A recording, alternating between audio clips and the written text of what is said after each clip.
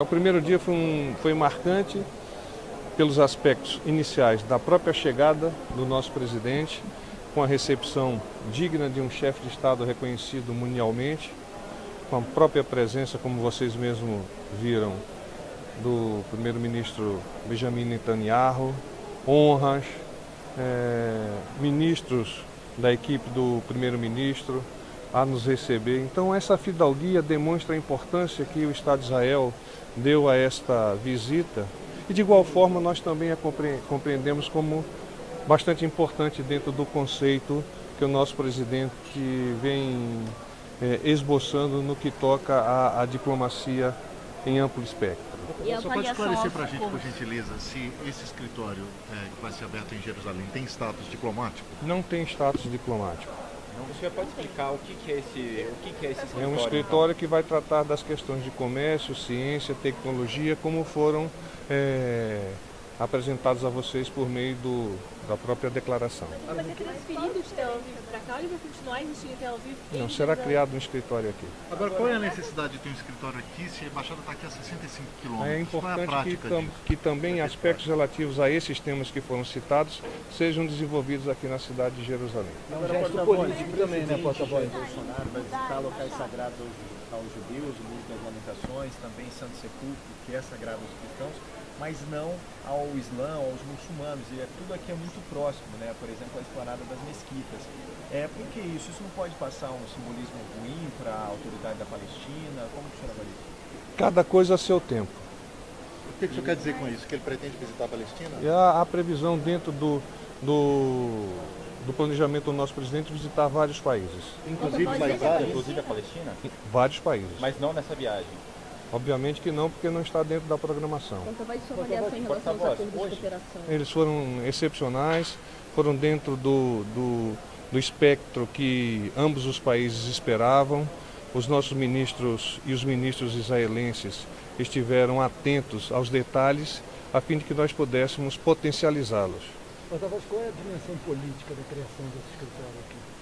A dimensão de reconhecimento da necessidade de nós termos aqui um ambiente onde comércio, tecnologia e outros aspectos sejam discutidos aqui na cidade de Jerusalém. É um reconhecimento de Jerusalém como capital de Israel? Não há nesse aspecto o reconhecimento de Jerusalém como capital. O nosso presidente continua avaliando essa possibilidade, mas neste momento não foi isso que nós decidimos. No escritório vão ser diplomatas? Não, o escritório será conduzido por pessoas não ligadas à carreira diplomática. Mas porta-voz, essa possibilidade de mudança da embaixada, ela é considerada ainda uma possibilidade? Isso está dentro da... Se vocês puderem não colocar o microfone na minha cara, é melhor. Então vamos lá, vou voltar à posição e vamos melhorar aqui. Qual foi a pergunta? Com relação à possibilidade de mudar a embaixada, isso ainda está no plano? Eu já respondi, mas eu repito. O nosso presidente continua avaliando essa possibilidade, mas no momento isso não foi colocado à apreciação e não foi colocado à mesa. Por que houve essa mudança em relação à promessa de transferir a embaixada de Tel Aviv, que foi dita tantas vezes durante a campanha? O nosso presidente faz as ações mediante análise por parte do seu ministério. E assim deve ser com todas as questões que são importantes para o nosso governo. Por óbvio, igualmente essa que você colocou à mesa também está sendo analisada. Nesse caso, qual foi o principal motivo? A decisão é unilateral.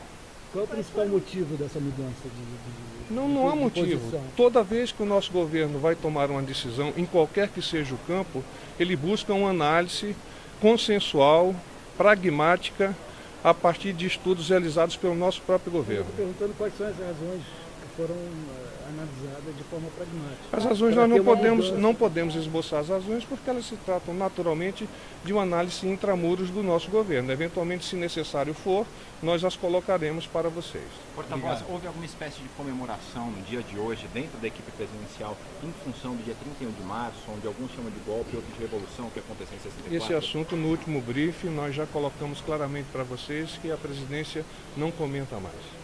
Obrigado. Porta-voz, sobre o jantar, como é que foi o jantar?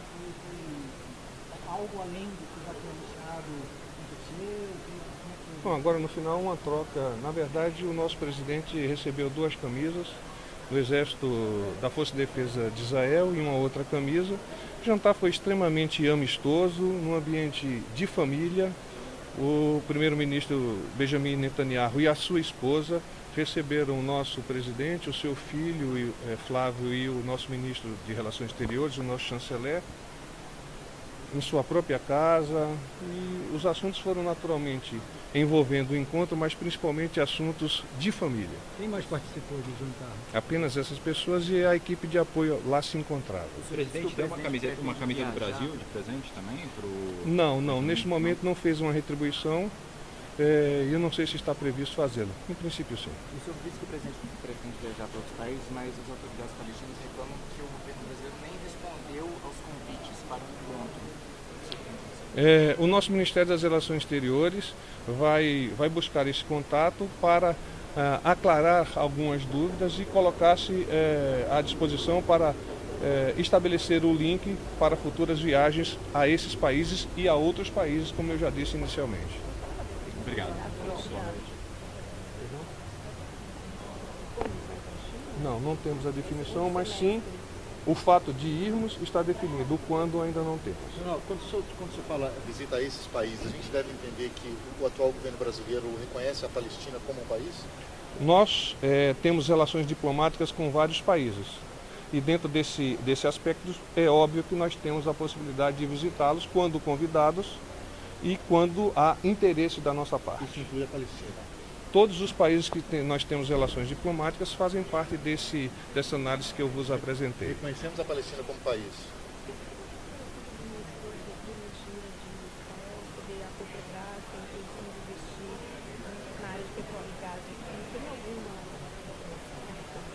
Não, eu posso aprofundar junto à equipe do nosso ministro, mas obviamente todos os ministros que aqui estiveram se colocaram à disposição para estabelecer um canal de contato com o governo de Israel e com as suas empresas, com as suas estatais.